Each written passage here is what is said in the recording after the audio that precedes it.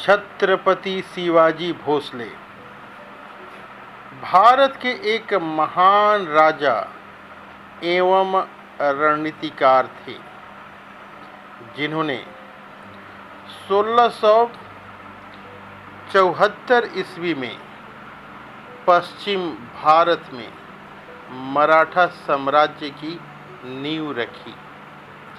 इसके लिए उन्होंने मुगल साम्राज्य के शासक औरंगजेब से संघर्ष किया। सन 1674 में रायगढ़ में उनका राज्याभिषेक हुआ और वह छत्रपति बने। छत्रपति शिवाजी महाराज ने अपनी अनुशासित सेना एवं सुसंगठित प्रशासनिक इकाइयों की सहायता से एक योग्य एवं प्रगतिशील प्रशासन प्रदान किया।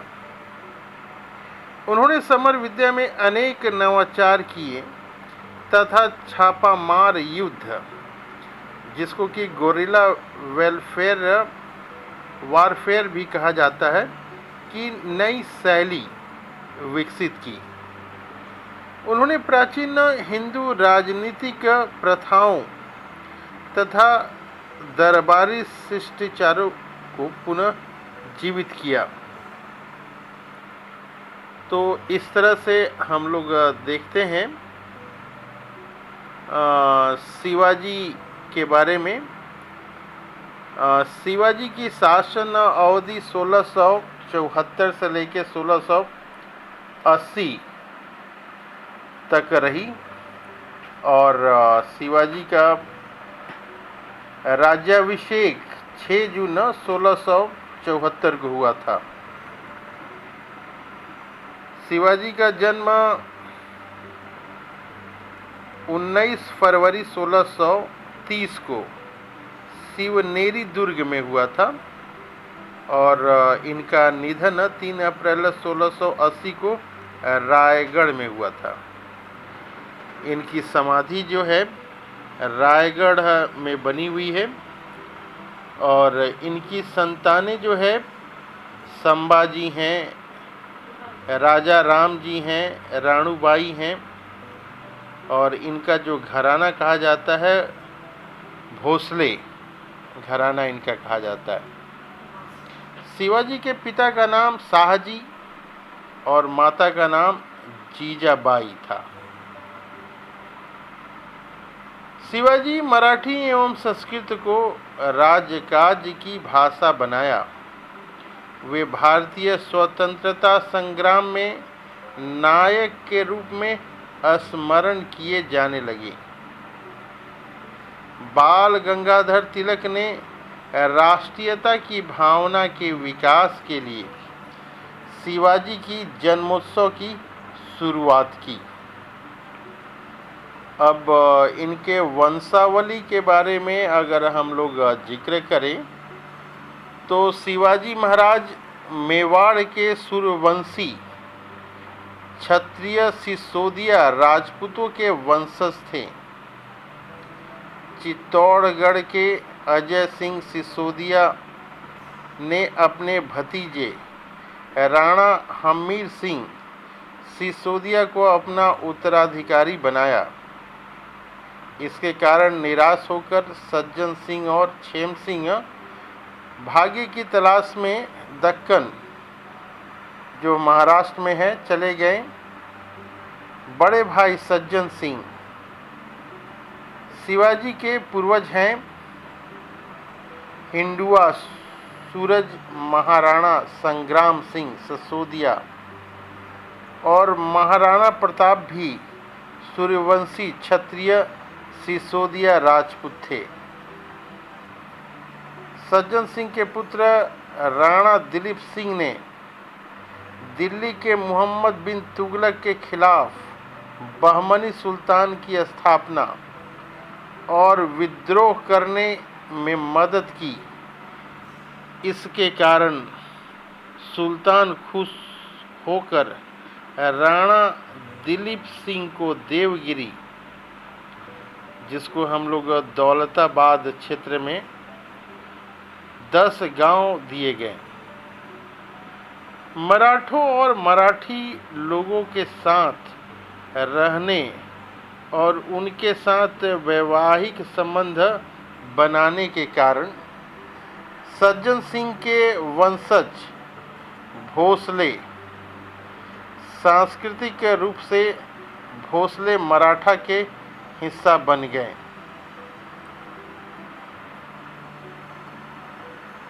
कुल 96 कुल मराठे भी राजपूतों के वंशज होने का दावा करते हैं। राणा दिलीप सिंह के पुत्र सिद्धोजी सिसोदिया थे। सिद्धोजी के पुत्र का नाम भोसाजी सिंह सिसोदिया था। कहा जाता है कि शिवाजी के वंश को भोसले का उपनाम अपने पूर्वज भोसाजी सिसोदिया से मिला था। भैरवजी के 2 पुत्र थे, उग्रसेन सिंह भोसले, राणा देवराज सिंह भोसले। राणा उग्रसेन के 2 बेटे थे, करण सिंह भोसले और सुभा कृष्ण। राणा करण सिंह जो मुधोल के शासक थे, उनको अपना उपनाम घोरपड़े खलना के बड़े विशालगढ़ किले पर गो की मदद से चढ़ने के कारण मिला।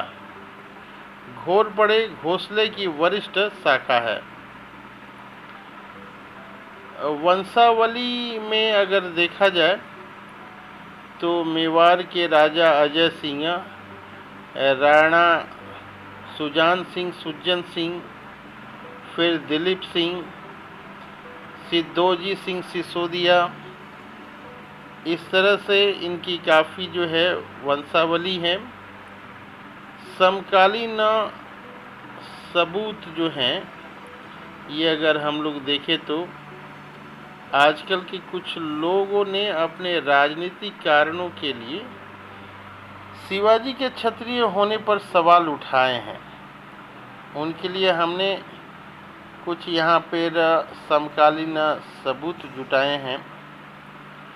कवि जयराम का माधव, राधा माधव विलाप चंपू, बेंगलोर में शाहजी के दरबार में लिखा गया। 1654 में भोसले का वर्णन चित्तौड़ के क्षत्रिय सिसोदिया राजपूतों के वंशज के रूप में किया गया है।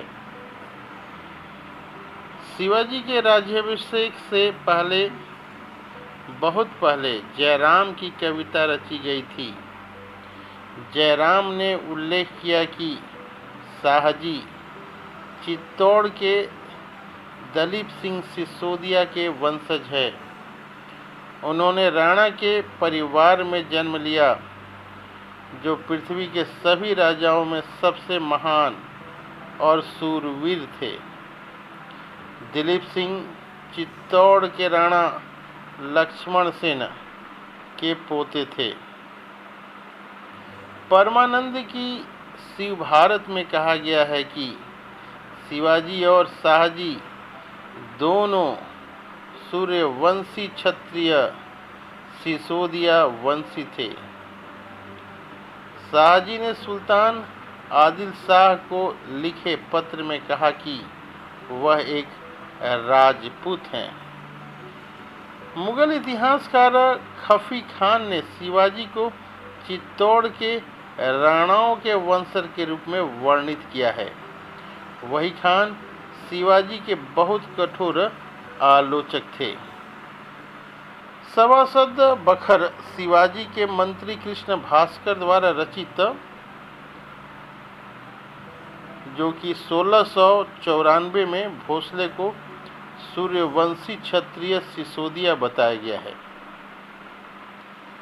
अब शिवाजी के आरंभिक जीवन के बारे में अगर देखें हम लोग,